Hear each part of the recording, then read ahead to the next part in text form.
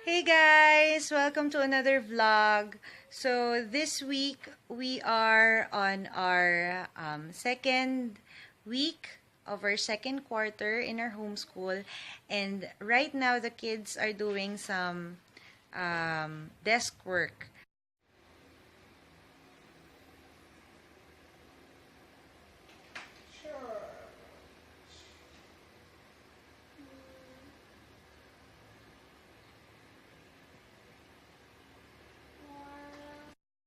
Ayan guys, ito na lang yung natira ng cake ng birthday ni ate.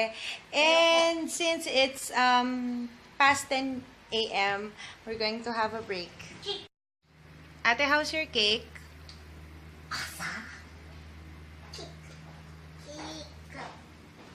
How do you like the cake? Yan, so kanina umaga nag-discuss kami ni ate ng CB kanya and gumawa kami ng timeline para makita namin yung mga dates ng mga pangyayari nung panahon ng transition ng Espanya to the US. I'll show you. Ayan, so gumawa kami ng timeline, ginawa to ni ate. Ayan, and then sa separate na colored paper, naglagay kami ng mga dates and then yung mga important dates na nangyari nung time na yon.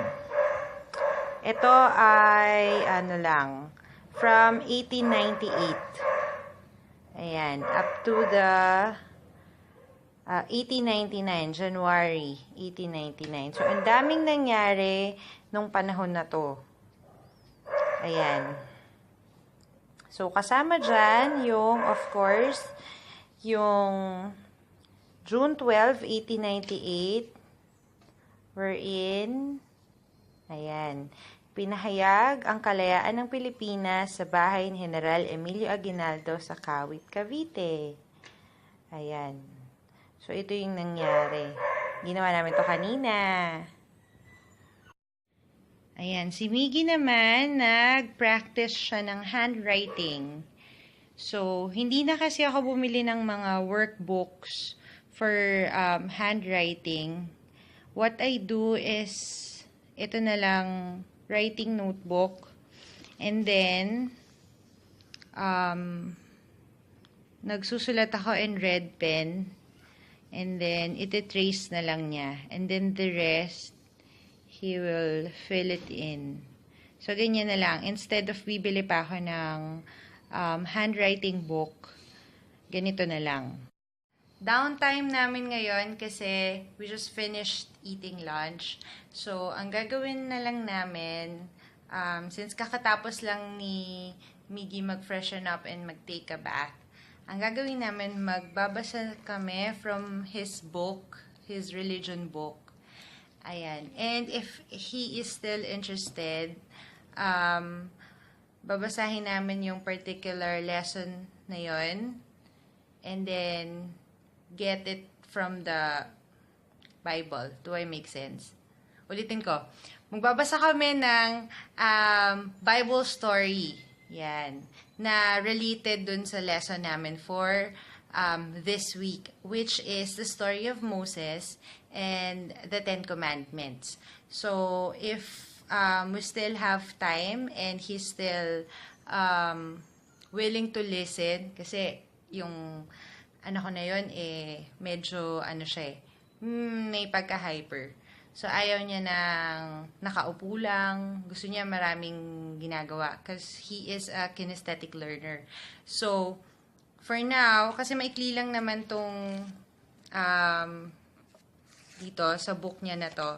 So, I think we'll manage to read from this book. And if he is still interested, we'll get our children's Bible and then, yun, magbabasa kami ng book ni Moses. Otherwise,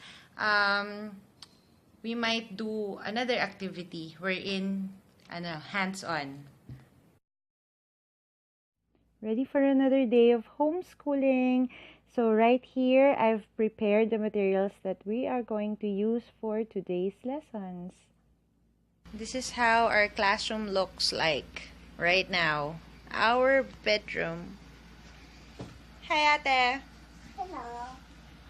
So, are you done with your work? Are you done with your work? So, what are we going to do? Are we going to play? Huh? Huh? Ayaw mo ata eh. You want to play? What are we going to play? Tumbang preso.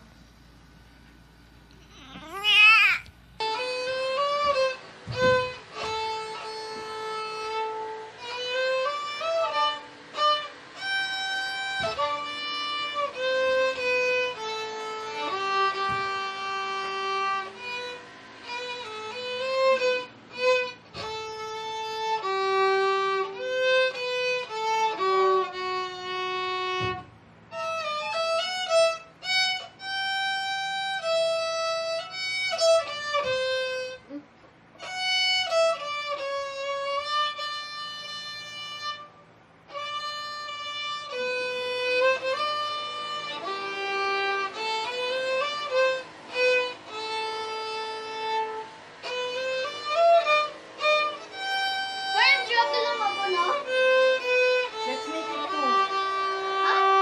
make it two. Tara nga dyan. Next. So, that is it for today's vlog. Magkita-kita ulit tayo next week. Hopefully, I'll be able to post every Mondays, Wednesdays, and Fridays. I'm trying to be more consistent.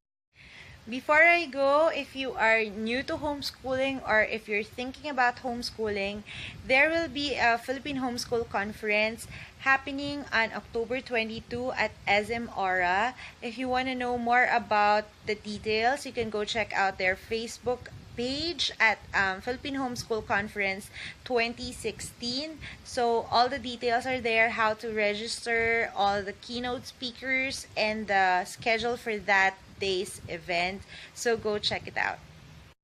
So that's it for today's vlog. Thank you for watching. I'll see you next time. Bye!